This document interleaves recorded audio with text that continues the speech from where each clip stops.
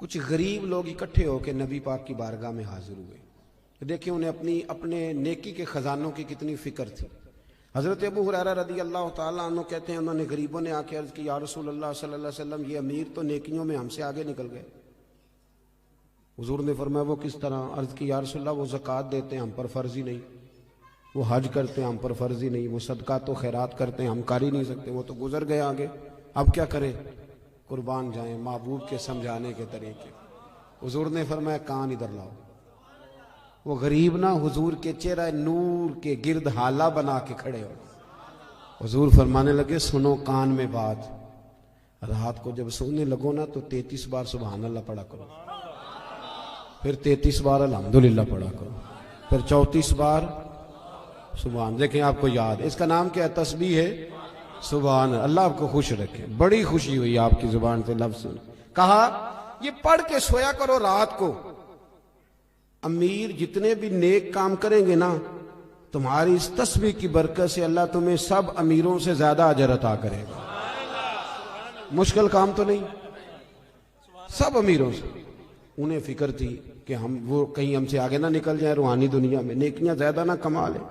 آج کل تو رٹا یہ بنا ہوا ہے کہ دیورانی کہتی ہے اپنے شوہر سے کہ میری جیٹھانی نے فریزر نیا لے لیا، اب میرا نہیں گزارا جب تک نیا آئے نا، فوری طور پہ مجھے جدھر سے مرضی ادھار قسطوں پہ لے آ، لیکن شریکے دے نار رل کے ٹرنا پیچھے. یہ ہماری دوڑ ہے. اس سے نقصان ہوتا ہے، اس سے اخلاقی کمزوریاں جنم لیتی ہیں، اس سے آزمائش میں. آپ یہ دیکھیں کہ وہ جو میرا پیچھے خزانہ ہے نیکیوں کا جو خزانہ ہے اس میں آج کل کیا ہے؟ میری زبان کہیں ایسا تو نہیں کہ باقی ہر جگہ چلتی ہے صرف ذکر میں نہیں چلتی، میرا سر باقی سارے کام کرتا ہے صرف اللہ کی بارگاہ میں صحیح نہیں. یہ غور کریں. حضرت ابو ہریرہ رضی اللہ تعالیٰ عنہ فرماتے ہیں وظیفہ پوچھ کے گئے اور پھر وہ کچھ دنوں کے بعد واپس آئے. گئے تو بڑے مسکراتے گئے تھے جیسے خزانہ ہاتھ لگ گیا. بڑے کچھ دنوں کے بعد واپس آئے تو بڑے پریشان تھے. حضور نے فرمایا اب کیا ہوا؟ کہ یا رسول اللہ بڑی پریشانی بن گئی.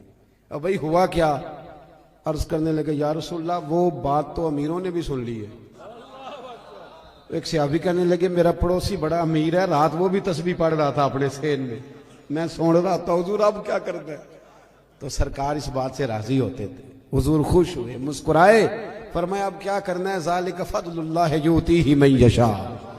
یہ پھر اللہ کا فضل ہے، وہ جس کو چاہے عطا کر دیتا ہے. میرے عزیز سمجھیں کہ وہ لوگ اور وہ ذرا سا بھی اپنے اندر ریا نہیں آنے دیتے تھے.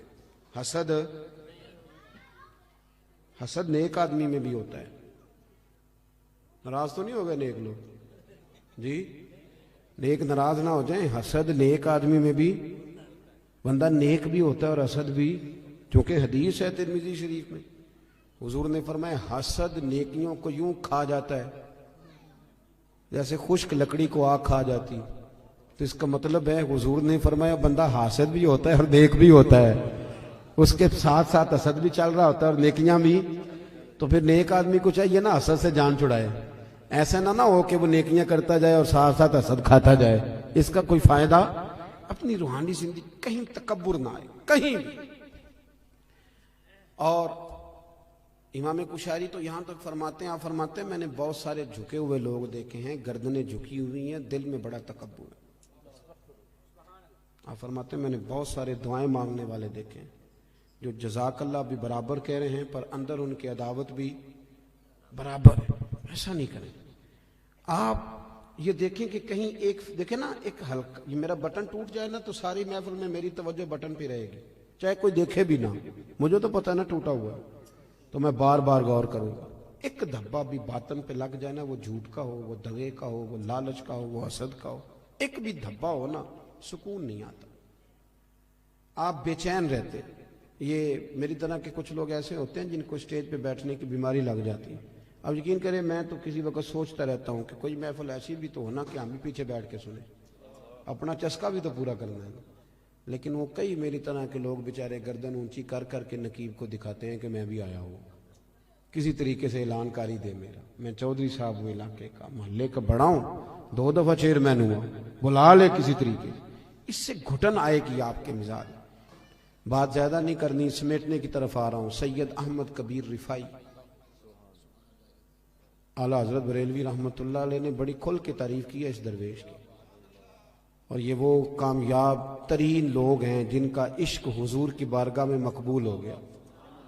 दरवाजे रसूल पे हाजिर होते थे तो अल्लाह के महबूब करवे अनवर से अपना बाजू बाहर निकाल के हाथ मिलाया करते। हजरत सैयद अहमद कबीर रिफाई रहमतुल्लाह ताला अलैह फरमाते हैं कि किसी ने कहा हजरत इतना ऊंचा मकाम कैसे मिल गया? तो आप फरमाने लगे, लोग मुझे मुफ्ती भी कहते थे, आलिम भी कहते थे, कुछ लोग मेरे मुरीद भी थे, लेकिन फरमाते मैंने सारी जिंदगी सबसे गुनाहगार मुसलमान को भी अपने से अफजल ही समझा। क्यों? आप दलील देते थे, फरमाते थे जब अल्लाह ने कह दिया कुन तुम खैरा उम्मतिन, और तुम बेहतरीन हो मेरे नबी का कलमा पढ़ने वालों, तो फरमाया मैंने हर सही उल अकीदा को, कलमा गो को अपने से अफजल ही समझा। ये थोड़ा करना पड़ता है, वरना तो आप एक चक्कर में पड़ जाएंगे, आपके लिए मुसीबत खड़ी हो जाएगी।